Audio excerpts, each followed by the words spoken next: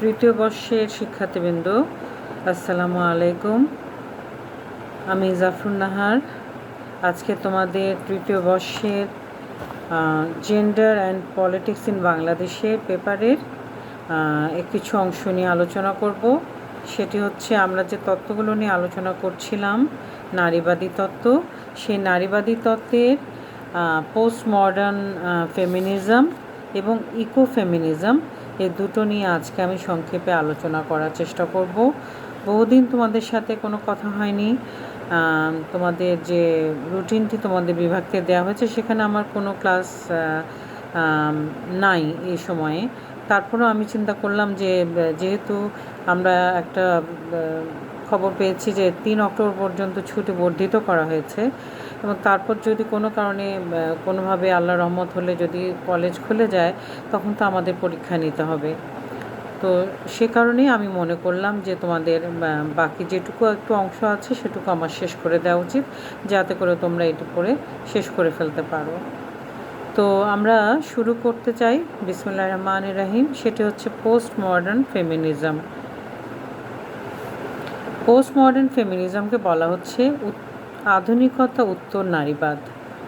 আধুনিকতা উত্তর নারীবাদ, এই যে পোস্ট মডার্ন ফেমিনিজম বা আধুনিকতা উত্তর নারীবাদ, এটাকে বলা হচ্ছে এটি যতটা না তাত্ত্বিক, মানে যতটা তাত্ত্বিক ততটা এটি আসলে ব্যবহারিক নয়। এটি অত বেশি এটা ব্যবহার করা যায় না।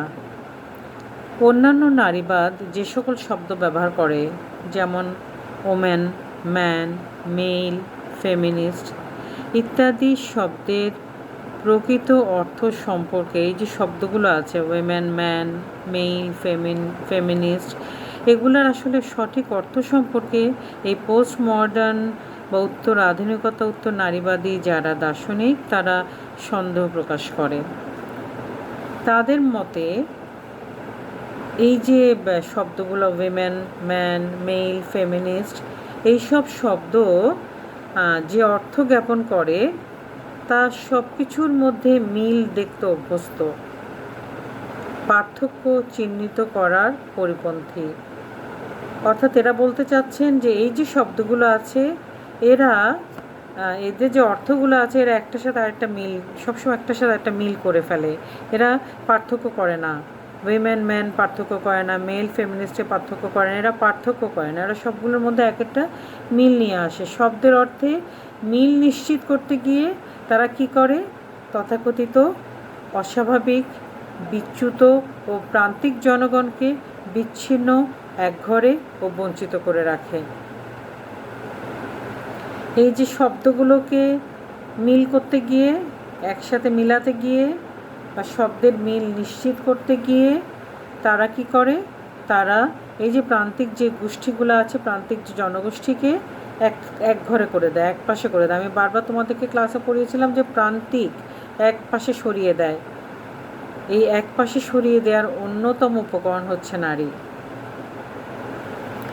বিশিষ্ট পোস্ট মডার্নিস্ট নারীবাদী জ্যাকুয়েস ল্যাকান, তিনি দাবি করেন সমাজ কতিপয় পরস্পরের সঙ্গে যুক্ত লক্ষণ, ভূমিকা ও আচারের পরস্পরা, series of science, rules and rituals. এই আচার, রীতিনীতি, এই যেগুলো আমরা মেনে চলি, এই যে এগুলো দ্বারা এই সমাজ হচ্ছে কতিপয় পরস্পরের সাথে যুক্ত এই যে সায়েন্সগুলো, রুলস অ্যান্ড রিচুয়ালসগুলো দ্বারা শাসিত ও নিয়ন্ত্রিত হয়। এই পরস্পরকে তিনি বলেছেন দ্য সিম্বলিক অর্ডার বা প্রতীকী ব্যবস্থা। সমাজে সঠিকভাবে চলতে হলে প্রতিটি সন্তানকে ভাষার মাধ্যমে এই সিম্বলিক অর্ডারকে আত্মস্থ করে নিতেই হবে। সন্তান যত সমাজের ভাষাগত আইন কানুনের কাছে নিজেকে সমর্পণ করবে, তত তার অবচেতন ও অচেতন মনে আইন কানুনগুলো লেখা হয়ে যাবে। এভাবে ভাষার মাধ্যমে সমাজ ব্যক্তির মানুষে জেন্ডার ভূমিকা ও শ্রেণী ভূমিকাটা লিখে দেয়। প্রত্যেক ব্যক্তি একই সুরে কথা বলতে শেখে এবং সমাজ নিজ শাসন বজায় রাখতে পারে। যতদিন মানুষ এই সিম্বলিক অর্ডার অনুযায়ী, ভাষা অনুযায়ী কথা বলবে, ততদিন নারীর অধীনতা কাটবে না। শিশু যত বড় হতে থাকে, ভাষার শিকল তাকে ততই বাঁধতে থাকে। এক পর্যায়ে পিতা মঞ্চে আগমন করেন, মাতা ও সন্তানের মধ্যে পার্থক্য শুরু হয়। পিতার আকর্ষণে ছেলে সন্তান মাকে ছেড়ে পিতার দিকে চলে যায়, কারণ পিতা হচ্ছেন সিম্বলিক অর্ডারের প্রতিভূ। এই ছেলে সন্তান যতই পিতার সাথে নিজের পরিচয় দৃঢ় করে, পিতার সঙ্গে একত্ব বোধ করে, ততই সে সমাজ স্বীকৃত ও প্রতিষ্ঠিত ভূমিকাগুলো ভাষার মাধ্যমে রপ্ত করে। এভাবেই ছেলে সন্তানরাও সিম্বলিক অর্ডারকে আত্মস্থ করে নেয়। যেমন পিতা করেন সিম্বলিক অর্ডারকে আত্মস্থ করেন, তিনি প্রতিভূ, ঠিক একইভাবে তিনি ছেলেকেও শেখান এই সিম্বলিক অর্ডারগুলোকে আত্মস্থ করতে। এই সিম্বলিক অর্ডারগুলো কি? সিম্বলিক অর্ডারগুলো হচ্ছে রিচুয়ালসগুলা, সায়েন্সগুলা, রুলসগুলা, রিচুয়ালসগুলোই হচ্ছে সিম্বলিক অর্ডার, যেগুলো দীর্ঘকাল ধরে চলে আসছে। কিন্তু তার দৈহিক গঠনের বিভিন্নতার জন্য মেয়ে সন্তান পুরুষ সন্তানের মতো নিজেকে পিতার সাথে একত্র করতে পারেন না। তার সঙ্গে পিতার একাত্মতা গড়ে ওঠে না। ফলে মেয়ে সন্তান এই সিম্বলিক অর্ডারকে গ্রহণ বা আত্মস্থ করতে অপারগ। সমাজ মেয়ে সন্তানের এই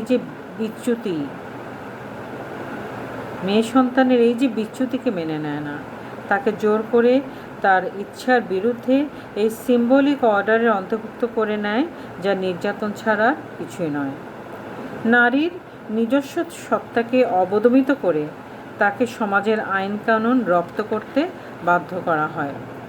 নারীকে ওই সকল শব্দ রপ্ত করতে দেওয়া হয় যে শব্দগুলো বস্তুত পুরুষ সুলভ শব্দ। নারী যা অনুভব করে ওই শব্দগুলো দ্বারা তা প্রকাশ করা যায় না। এই শব্দগুলো দ্বারা ওই ভাবই প্রকাশ করা সম্ভব যা পুরুষ চিন্তা করে। ফলে সিম্বলিক অর্ডারের ভাষায় নারীকে নিজের মনের ভাব প্রকাশ করতে দেয়া হয় না। তাকে পুরুষের শেখানো বলি, পুরুষের ধ্যান ধারণা প্রকাশ করতে বলা হয়। নারী সুলভ শব্দের অভাবে তখন নারী হয় নিঃসুপ হয়ে যায়, অথবা মূর্খের মতো ওই ভাষায় কথা বলতে থাকে। এই অস্বস্তিকর পরিস্থিতি থেকে নারী মুক্তির একমাত্র উপায় হচ্ছে নারীকে নিজের মনের কথা বলার ভাষা, নিজেকে প্রকাশ করার শব্দ চয়ন করতে হবে। নিজের ভাষা রপ্ত করে নারী চিরদিনের জন্য সিম্বলিক অর্ডার ভেঙে ফেলে সে সিম্বলিক অর্ডারের সাথে যেটি মূল ভিত্তি পিতৃতন্ত্র, সেটাকে সে ভেঙে নিশ্চিহ্ন করে দিতে পারবে। নারী ঔপন্যাসিক হেলেন এর নারীকে লিখতে, নিজের ভাষায় নিজের কথা লিপিবদ্ধ করতে উদ্বুদ্ধ করেছেন। তিনি বলেন, নারী সুলভ রচনা ও পুরুষ সুলভ রচনা পরস্পরের সম্পূর্ণ বিভিন্ন। পুরুষ বিনা কারণে বাস্তবতাকে জোড়া জোড়া প্রত্যয়ে বিভক্ত করেছে, সম্পূর্ণ বিনা কারণে জোড়া জোড়া প্রত্যয়ে বিভক্ত করেছে বাস্তবতাকে। পুরুষ পরস্পর বিরোধী দুই মেরুতে অবস্থিত বিপরীত শব্দকে পাশাপাশি রেখে জোড়া বেঁধেছে। তিনি এমন কতিপয় যুগল শব্দ তিনি উল্লেখ করেছেন, পেয়ার অফ ওয়ার্ডস, যেমন সক্রিয় নিষ্ক্রিয়, সূর্য চন্দ্র, সংস্কৃতি প্রকৃতি, দিন রাত্রি। এগুলোকে আমরা বলি বিপরীত শব্দ, পরস্পর বিপরীত শব্দ, তাই না? এই যে সক্রিয় নিষ্ক্রিয়, দিন রাত্রি, এই বিপরীত যুগল শব্দগুলো ব্যবহার করে বস্তুত নারী ও পুরুষের মধ্যে বিভেদ সৃষ্টি করা হয়েছে। পুরুষ সক্রিয়, সংস্কৃতিবান, আলোকিত, ক্ষমতাশালী; নারী নিষ্ক্রিয়, প্রকৃতির সঙ্গে সংযুক্ত, অন্ধকার ও বিনম্র। পুরুষ ইতিবাচক, নারী নেতিবাচক।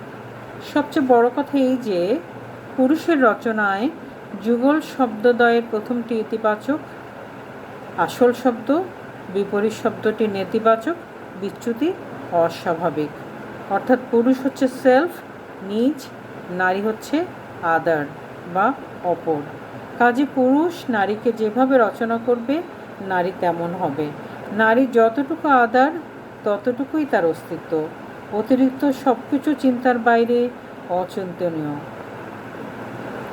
আমরা এই যে সেলফ এবং আদার কথাটা বলছি, এই থিওরিটা, এই যে নারী হচ্ছে, পুরুষ হচ্ছে সেলফ আর নারী হচ্ছে আদার, এটা আমরা যে আরেকটা থিওরি ছিল সেটা আমরা আগে পড়াতাম, সেটি হচ্ছে অস্তিত্ব নারীবাদ, সিমন দি বুভয়ারের যে অস্তিত্ব নারীবাদ, সেটিতে আমরা এটা পড়তাম, কিন্তু তোমাদের সিলেবাসে এটি নেই, তো সে কারণে এই জিনিসটা আমরা আসলে পড়াতে পারিনি। এখানে ওই অস্তিত্ববাদী নারীবাদেই আছে, সেখানে বলা হয়েছে পুরুষ হচ্ছে সেলফ, নারী হচ্ছে আদার, সুতরাং পুরুষই হচ্ছে প্রতিভূ সব কিছুর, আদার বা নারী হচ্ছে তার অধীন। সুতরাং আমরা এবার আবার চলে আসি আগের জায়গায়, যে এখানে হেলিন বলছেন যে এই যে পরস্পর বিরোধী বিপরীত শব্দগুলো এনে পুরুষ নারীকে এই যে আলাদা আলাদা করে দিয়ে, সম্পূর্ণ বিপরীত দিকে করে দিয়ে তাকে তার অস্তিত্ব নিয়ে খেলা করার চেষ্টা করেছেন। এখানে হেলিন বলছেন যে এই অবস্থার পরিবর্তন ঘটাতে হলে নারীকে লিখতে হবে। লেখার মাধ্যমে নারী পুরুষ সৃষ্ট এই জগৎ থেকে সে বেরিয়ে আসতে পারবে। নারীর চিন্তার বাইরে অচিন্তনীয়কে লেখার মাধ্যমে প্রকাশ করবে। নারী লেখনীর মাধ্যমে নিজের সত্তাকে, নিজের ব্যক্তিত্বকে, নিজের মনোমানসকে তুলে ধরবে। পুরুষের লেখনীতে যে ভ্রান্ত শব্দ যুগল ঘটিত বিপরীত চিন্তাধারা প্রকাশিত হয় তাকে সে মিথ্যা প্রমাণিত করবে। নারীর লেখনী শুধু পুরুষের রচনা থেকে একটা ভিন্ন স্টাইল নয়, নারী যে লিখবে সেটি তার পুরুষের রচনা থেকে একটা আলাদা স্টাইলে লেখা হবে না। নারীর লেখনীটা হবে, তার যে লেখা সেটা হবে পরিবর্তনের সম্ভাবনা মুখর, ধ্বংসাত্মক চিন্তাধারা উৎস, সামাজিক ও সাংস্কৃতিক মানগুলোর রূপান্তরের অগ্রসূচক আন্দোলন। পজিটিভিটি অফ চেঞ্জ, সেটি হচ্ছে এখানে মূল কথা। এখানে হেলেন অত্যন্ত আশাবাদী। তিনি মনে করেন নারীসুলভ রচনা, নারীসুলভ লেখনীর বিকাশ সাধন করে পাশ্চাত্যের চিন্তাধারা, কর্মকাণ্ড ও বক্তব্য পরিবর্তন করা সম্ভব। পশ্চিমা বিশ্বকে বিপরীত শব্দের দুনিয়া থেকে উদ্ধার করতে সক্ষম, এবং সে কারণে তিনি মনে করেন নারীকে কি করতে হবে, প্রচুর পরিমাণে তাদের সম্পর্কে, তার ব্যক্তিত্বকে, তার মনমানসিকতাকে, তার এই যে পুরুষের যে ভ্রান্ত চিন্তাভাবনাগুলোকে ভুল প্রমাণিত করার জন্য প্রচুর পরিমাণে নারীকে লিখতে হবে। তার মানে হচ্ছে সমাজে সামনে এগিয়ে আসতে হবে, তার লেখনীর মাধ্যমে, তার বক্তব্যের মাধ্যমে, তার কাজের মাধ্যমে তাদেরকে এই বিষয়গুলো যে ভুল, পুরুষতন্ত্রের বা পিতৃতন্ত্রের এই বিষয়গুলো ভুল, সেগুলো ভুল প্রমাণিত করতে হবে তাদের লেখার মাধ্যমে। শুধুমাত্র যে আন্দোলন করে রাস্তায় বেরিয়ে আসলেই হবে না, লেখার মাধ্যমে, লেখনীর মাধ্যমে তাদের বক্তব্যকে, চিন্তাভাবনাকে প্রকাশ করতে হবে, এবং তার মাধ্যমেই মনে করা হচ্ছে যে এই বিপরীত শব্দের দুনিয়া থেকে নারীকে বের করে আনা সক্ষম হবে বা বের করে আনা সম্ভব হবে। এরপর আমরা চলে যাই, তোমরা বুঝতে পেরেছো তো, এই যে আমি যেটা পড়ালাম সেটি হচ্ছে পোস্ট মডার্ন নারীবাদ বা আধুনিকতা উত্তর নারীবাদ। এই আধুনিকতা উত্তর নারীবাদ, এটি যদি বুঝতে পারো এবং জিনিসটা তোমরা দেখো যে জিনিসটা এত সুন্দর করে বোঝানো হয়েছে যে সমাজে নারীরা কি অবস্থায় আসলে, একেবারে আধুনিক সমাজেও তোমরা যদি একটু তুলনা করো বা একটু চিন্তা করো, বিভিন্ন গল্প উপন্যাস যে আমরা পড়ি, নাটক দেখি, তারপরে সমাজে বিভিন্ন পরিবারের যে ঘটনাগুলো আমাদের চোখের সামনে অনেক সময় চলে আসে, পরিবারের ভেতরে ঘটনাগুলো, আমরা কিন্তু এই আধুনিকতা উত্তর নারীবাদের অনেক কিছুই কিন্তু আমরা সেখানে দেখতে পাই, আমরা দেখি। সুতরাং একেবারেই যে আমরা আধুনিক হয়ে গেছি নতুন সুন্দর আধুনিক সমাজে আধুনিক কাপড় চোপড় পরছে, আধুনিক রীতিনীতি সমাজ পরিচালনায় নারীরা অনেক ক্ষেত্রে এগিয়ে এসেছে, কিন্তু এই যে সব কিছু আসলে পরিবর্তিত হয়নি। পরিবর্তন করার জন্য আরও আন্দোলন, আরও সংগ্রাম, আরও চেঞ্জ দরকার আছে। এরপর আমরা চলে যাই পরিবেশ নারীবাদ। এটি শেষ আমাদের থিওরিগুলোর মধ্যে শেষ পরিবেশ নারীবাদ। আমরা দেখি পরিবেশ নারীবাদীরা বলেন যে সমাজের সংরক্ষণ ও বিকাশের জন্য কেবলমাত্র নারী ও পুরুষের মধ্যে নয়, নারী, পুরুষ ও প্রকৃতির মধ্যে সুষ্ঠু সম্পর্ক তৈরি হতে হবে। সমাজের সংরক্ষণ ও বিকাশের জন্য কেবলমাত্র নারী পুরুষের মধ্যে নয়, নারী ও পুরুষের সাথে প্রকৃতিরও সুষ্ঠু সম্পর্ক তৈরি হতে হবে। এটিকে বলা হচ্ছে ইকোফেমিনিজমের মূল কথাই হচ্ছে এটি, বা পরিবেশ নারীবাদের মূল কথাই হচ্ছে এটি। কারণ তারা বলেন যে মানুষ কেবল পরস্পরের সঙ্গে, নারী পুরুষের সঙ্গে সম্পর্কিত নয়, নারী পুরুষ নির্বিশেষে সকলে প্রকৃতি তথা জগৎ তথা প্রাণী ও উদ্ভিদকুলের সাথে গভীরভাবে সম্পর্কযুক্ত। তারা বলেন যে আমরা যদি ধ্বংস থেকে রক্ষা পেতে চাই, আমরা যদি ধ্বংস হতে না চাই, তাহলে আমাদের নিজেদের মধ্যে, নারী পুরুষের মধ্যে এবং মানুষ ও প্রকৃতি জগতের মধ্যে সম্পর্কটা তৈরি করতে হবে, একটা ভালো সম্পর্ক তৈরি করতে হবে। তাহলে পরিবেশ নারীবাদ বলতে আমরা কি বুঝছি? পরিবেশ নারীবাদ বলতে আমরা বুঝছি যে সমাজের সংরক্ষণ ও বিকাশের জন্য নারী ও পুরুষের পারস্পরিক সম্পর্কই শুধু নয়, এর সাথে প্রকৃতিরও সম্পর্ক তৈরি হতে হবে। কারণ মানুষ কেবলমাত্র পরস্পরের সঙ্গে নয়, নারী পুরুষ নির্বিশেষে সকলেই প্রকৃতি এবং তথা প্রাণী ও উদ্ভিদকুলের সাথে গভীরভাবে সম্পর্কযুক্ত। সুতরাং এদের মধ্যে একটা ভালো সম্পর্ক তৈরি হতে হবে, বা এদেরকে আমাদের রক্ষা করতে হবে। শুধু নারী পুরুষের মধ্যে সম্পর্ক রক্ষা করলে হবে না, নারী পুরুষের সাথে প্রকৃতির সাথে মিলিয়ে পারস্পরিকভাবে সম্মিলিতভাবে একটি ভালো সম্পর্ক, ভালো অবস্থান তৈরি করতে হবে। এখানে আমরা দেখি পরিবেশ সংরক্ষণ সম্পর্কে এখানে পরিবেশ নারীবাদীরা বলছেন। র্যাচেল কারসন 1962 সালে তার যে বইয়ের নাম সেটি হচ্ছে সাইলেন্ট স্প্রিং। বইয়ের নাম হচ্ছে the silent spring. Silent spring শব্দের অর্থ কি? নিঃশব্দ বসন্ত, বাংলা করলে যেটা দাঁড়ায়, দ্য সাইলেন্ট স্প্রিং। তিনি সেখানে সতর্কবাণী উচ্চারণ করেছেন যে যদি আমরা আমাদের পরিবেশ সম্পর্কে যত্নবান না হই, তাহলে পরিবেশের উপর সকল মানুষের হামলা, বাতাস, মাটি, নদী ও সাগরের মারাত্মক ও প্রাণঘাতী পদার্থ দ্বারা দূষণ, যে সকল পদার্থের উপর ভবিষ্যতের গড়ন নির্ভরশীল, সেগুলোকে নিঃসন্দেহে ভেঙে চুরমার করে দেবে কিংবা বদলে দেবে। তাহলে কি বলা হচ্ছে? যদি আমরা আমাদের পরিবেশ সম্পর্কে সচেতন না হই, পরিবেশের উপর মানুষ যেভাবে হামলা করছে, যেভাবে পরিবেশকে নষ্ট করছে, বাতাস, মাটি, নদী, পাহাড় এগুলো যেভাবে নষ্ট করে ফেলছে, তাহলে আমরা আমাদের যে ভবিষ্যৎ সেটি একেবারে নিশ্চিহ্ন হয়ে যাবে, নষ্ট হয়ে যাবে। এখানে পরিবেশ সংরক্ষণ আন্দোলনের ধারায় একজন ফরাসি নারীবাদী গবেষক, তাকে বলা হচ্ছে ফ্রান্কোইজ ডি ইয়োবন। তিনি বলছেন, তিনি তার বইয়ের নাম হচ্ছে লি ফেমিনিজম আউ লা মর্ট, লি ফেমিনিজম আউ লা মর্ট। এই যে বইটা, তার নাম হচ্ছে ফ্রান্কোইজ ডি ইয়োবন। তিনি তার বইয়ে 1974 সালে এই ইকোফেমিনিজম শব্দটা তিনি বলেন। এই ইকোফেমিনিজম শব্দটা তিনিই চয়ন করেন, এটা বলা হয়েছে। তিনি বলেন নারীর নির্যাতন ও প্রকৃতির উপর নির্যাতনের মধ্যে একটি সরাসরি সংযোগ আছে, একটা ডাইরেক্ট লিঙ্ক আছে। নারীর নির্যাতন আর প্রকৃতির উপর নির্যাতন, নারীর নির্যাতন আর প্রকৃতির উপর নির্যাতন। মানুষ নারীর উপর যেভাবে নির্যাতন করছে, এখন প্রকৃতির উপরও সেভাবে নির্যাতন করছে। এই যে আমরা বলি এত অসুখ বিসুখ আসছে, এত যে পরিবেশে এত বেশি পরিবেশ বিপর্যয় ঘটছে, এগুলো সব কিছুই আমরা মানুষ প্রকৃতির উপর নির্যাতন করেছি বলেই হয়েছে। সুতরাং এইভাবে তিনি বলছেন যে নারীর উপর নির্যাতন, নারীর নির্যাতন আর প্রকৃতির উপর নির্যাতনের মধ্যে একটা ডাইরেক্ট লিঙ্ক আছে, সরাসরি সংযোগ আছে। পরবর্তীকালে ক্যারেন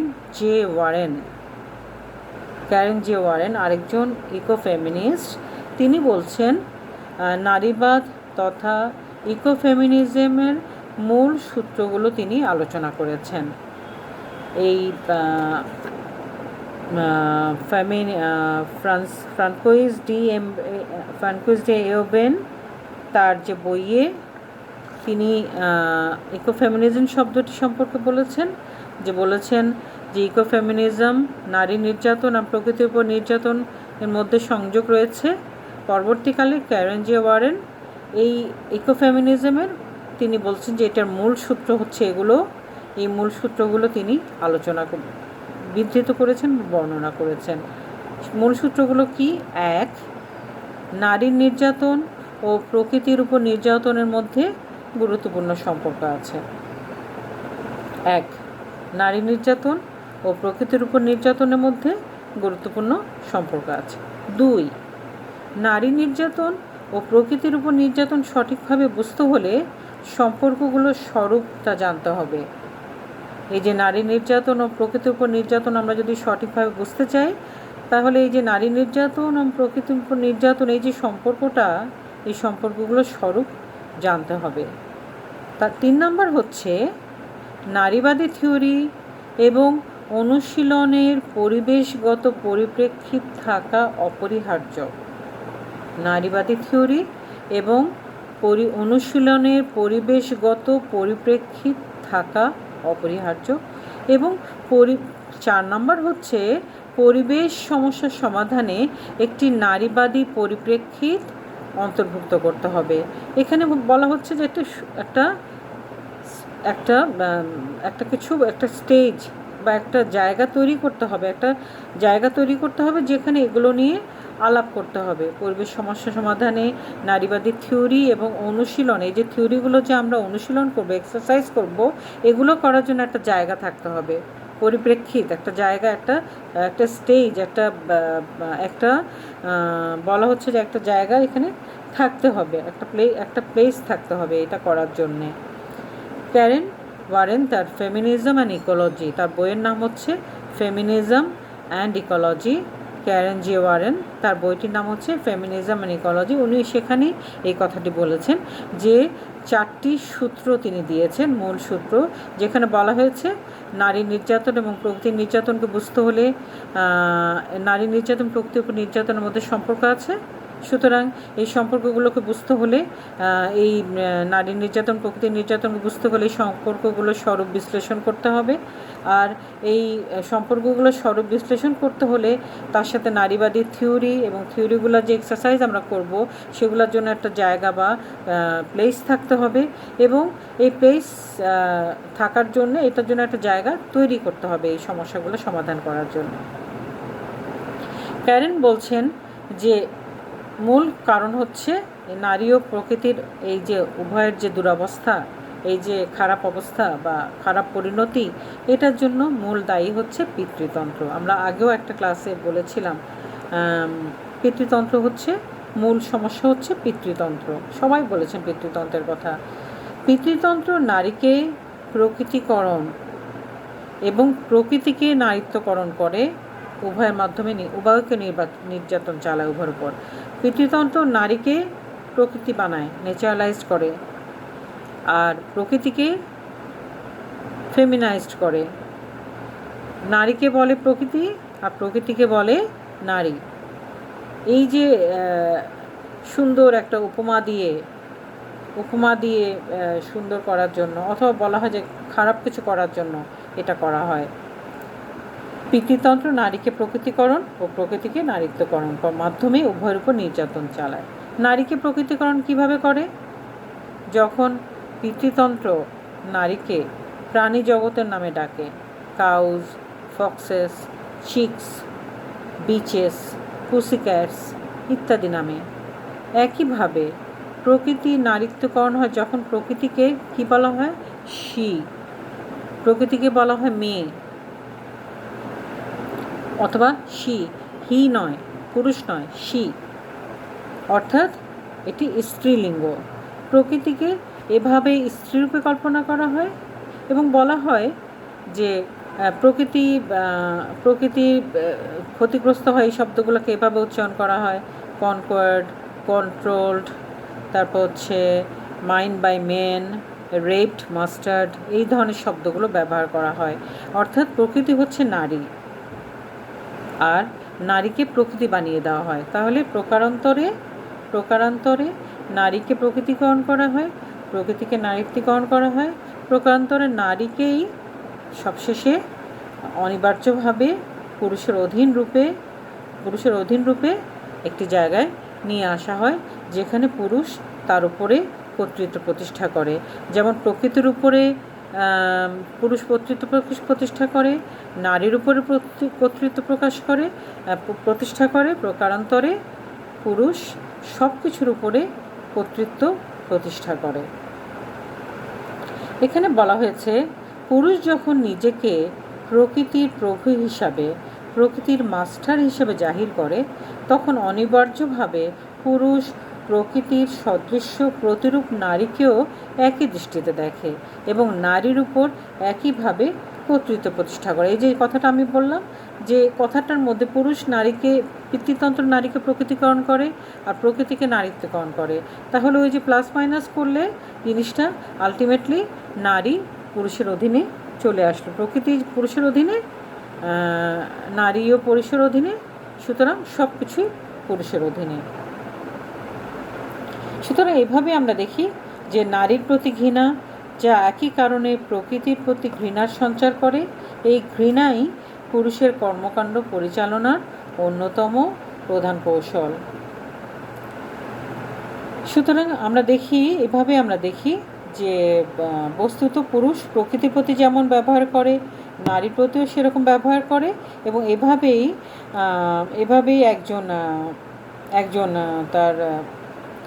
একজন বলছেন যে এভাবেই যে পুরুষ প্রকৃতির প্রতি যেরকম ব্যবহার করছে, নারীর প্রতিও তেমন ব্যবহার করছে এবং এভাবেই নারীর প্রতি যে ঘৃণা, তা একইভাবে প্রকৃতির প্রতিও ঘৃণায় পরিণত হয় এবং এভাবেই পুরুষ তার কৌশল অবলম্বন করে, কিভাবে সে শাসন করবে, কিভাবে সে তার অধিকার খাটাবে, কিভাবে সে প্রকৃতির উপর নির্যাতন করবে, প্রকারান্তরে নারীর উপর নির্যাতন করবে।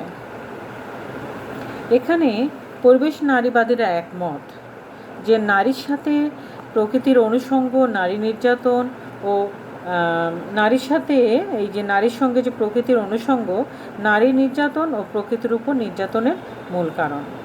কিন্তু প্রকৃতির সঙ্গে নারীর সম্পর্ক মুখ্যত প্রকৃতির সঙ্গে নারীর যে সম্পর্ক, সেটি জৈবিক না মনস্তাত্ত্বিক কিংবা সামাজিক না সাংস্কৃতিক, এটা নিয়ে সবসময় একটা বিরোধ নারীবাদীদের মধ্যে থাকে। তারা বলেন যে প্রকৃতির সঙ্গে সম্পর্কের উপর জোর দেওয়া উচিত, নাকি প্রকৃতির সাথে এই যে সম্পর্কের উপর জোর দেওয়া উচিত, নাকি এই সম্পর্ককে আবার নতুন করে সংজ্ঞায়িত করা উচিত, এ বিষয়ে নারীবাদীরা সবসময় একটা দোটানার মধ্যে পড়েন।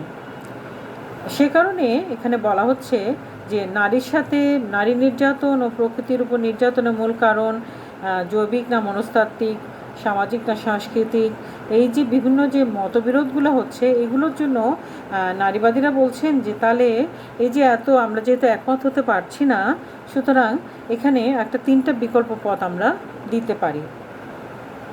এক হচ্ছে যে নারী তাহলে কী করবে, যেহেতু প্রকৃতির সাথে তার সে যে সম্পর্ক, তার উপর যে নির্যাতন, প্রকৃতির উপর যে নির্যাতন, এগুলো কী কারণে হচ্ছে সেগুলো নিয়ে যেহেতু নারীবাদীরা একমত হতে পারছেন না, দ্বিমত করছেন, তাহলে আমরা কিছু ওয়েতে যাই, যেগুলো আমরা কোন পথটা আসলে নিব, কোন পথটা নিলে আমরা একটা সিদ্ধান্তে আসতে পারবো। যেমন তিনি বলছেন যে নারী প্রকৃতির সাথে যদি সম্পর্ক ছিন্ন করে নিজেকে সংস্কৃতি এবং উৎপাদন প্রক্রিয়ার সাথে মিলিয়ে নেয়, যদি সে প্রকৃতির সাথে কোনো সম্পর্ক না রাখে নারী, সে সংস্কৃতি আর উৎপাদন প্রক্রিয়ার সাথে মিলে যায়, তাহলে একটা সমাধান হতে পারে। আরেকটি হচ্ছে নারীর স্বভাব হচ্ছে কেবলমাত্র পুরুষের সংস্কৃতি থেকে ভিন্ন নয়, পুরুষের সংস্কৃতির চেয়ে উত্তম, এই বিশ্বাস নিয়ে নারী প্রকৃতি সম্পর্ক পুনর্ব্যক্ত করবে। নারীর স্বভাব কেবলমাত্র পুরুষের সংস্কৃতি থেকে ভিন্ন নয়, পুরুষের সংস্কৃতির চেয়েও ভালো, এরকম বিশ্বাস নিয়ে সে নারী প্রকৃতি সম্পর্ক পুনর্ব্যক্ত করবে।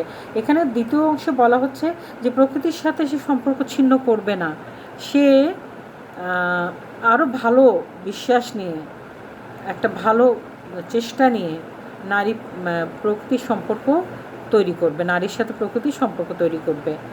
আরেকটি হচ্ছে যে পুরুষের সংস্কৃতি সেটা গ্রহণ না করে একটা ভিন্ন সংস্কৃতি গড়ে তুলবে, যা পরিবেশ বান্ধব সমাজ গঠনে সহায়ক হবে। তাহলে আমরা দেখি তিনটা ওয়ে এখানে নিতে চেষ্টা করা হয়েছে নারীবাদীরা। একটি হচ্ছেন তারা প্রকৃতি থেকে তাদেরকে আলাদা করতে চেয়েছেন, নিজেদের একটা আলাদা উৎপাদন, নিজেদেরকে সংস্কৃতির সাথে মিলিয়ে ফেলতে চেয়েছেন। আরেকটি করেছেন যে পুরুষের সংস্কৃতি থেকে আলাদা নয় কিন্তু তার থেকে একটু ভালো করে নারী প্রকৃতির সম্পর্ক ব্যক্ত করতে চেয়েছেন।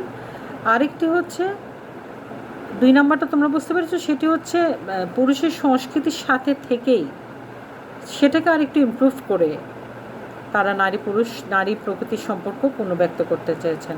কিন্তু 3 নম্বরে থার্ড ফেজে তারা বলছেন যে একেবারে পুরুষের সংস্কৃতি না নিয়ে একেবারে বাদ। 1 নম্বরে বলেছেন যে প্রকৃতির সাথে সম্পর্ক ছিন্ন করবেন, নতুনভাবে আসবেন। 2 নম্বরে বলেছেন পুরুষের সংস্কৃতির সাথে থেকেই ভালো কিছু করার চেষ্টা করবেন। আর 3 নম্বরে বলেছেন যে পুরুষের সংস্কৃতি গ্রহণ করবেন না, একটা সুন্দর ভিন্ন সংস্কৃতি গড়ে তুলবে, যা পরিবেশ বান্ধব সমাজ গঠনে সহায়ক হবে।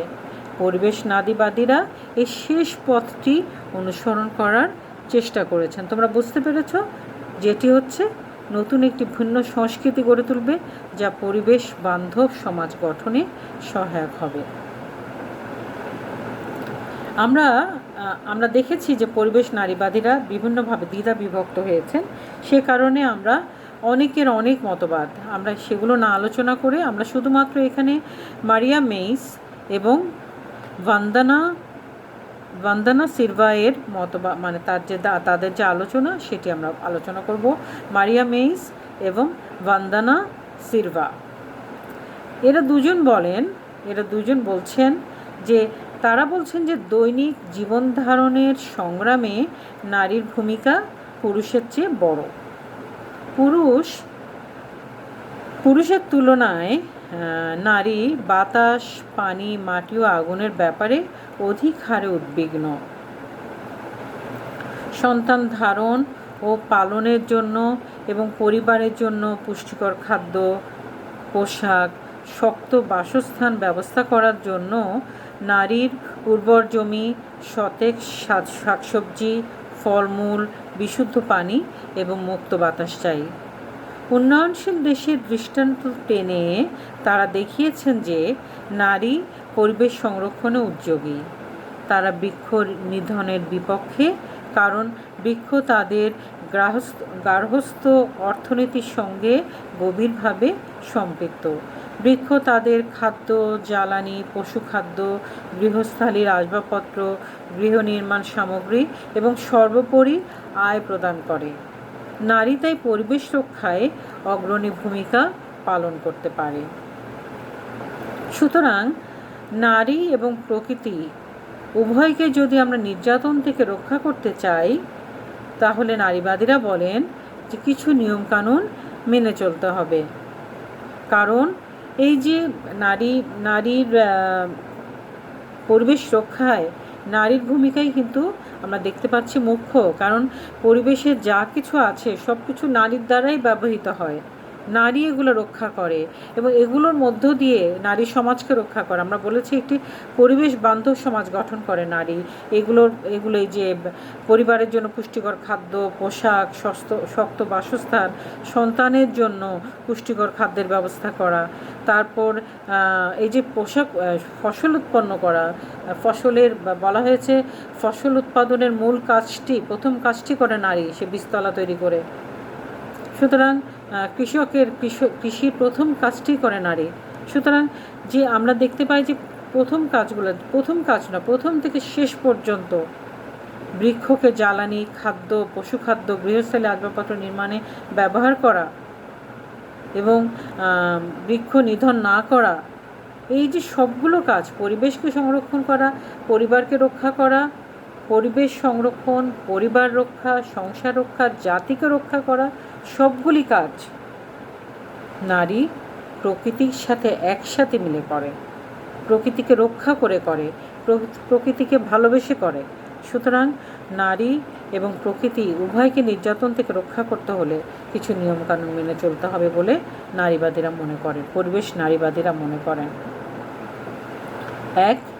প্রকৃতি জগৎ অর্থাৎ প্রাণীকুল ও উদ্ভিদকুলের সঙ্গে সম্পর্ক স্থাপনে প্রভুত্বের সকল রেশ বিলুপ্ত করতে হবে। প্রকৃতির উপর আধিপত্যের কথা ভুলে যেতে হবে। প্রকৃতির উপর আধিপত্য করা যাবে না, প্রভুত্ব করা যাবে না, একসাথে থাকতে হবে, একসাথে চলতে হবে। প্রকৃতির উপর 2 হচ্ছে প্রকৃতির উপর মানুষের অধিকার নয়, প্রকৃতির সঙ্গে মানুষের সম্পর্কের উপর জোর দিতে হবে।